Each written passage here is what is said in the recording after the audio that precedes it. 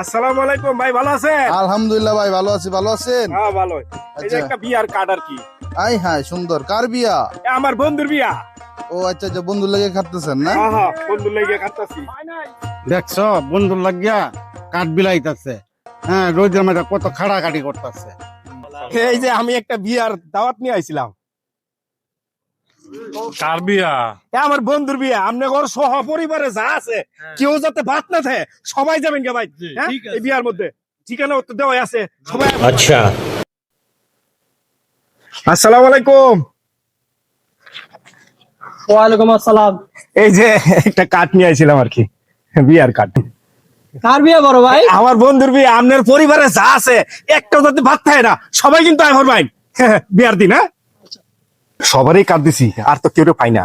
ও, এই যে একজন পাইছি। আসসালামু আলাইকুম।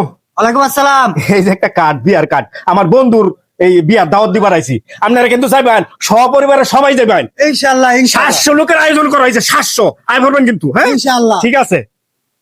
কফিল 200 কাট করছস, আমারে তুই দাওয়াতটা দিতারলে না। আমি লগে 500 বাড়াই দিছি, হনমুট কত হইলো? 700। বিয়ার দিন দেখবি আরো 500 তোর বাড়ি ঢুকে গেছে। হন কিনে বলবো খাওয়ার যে একটা শর্ট পর ভরে দিস তো।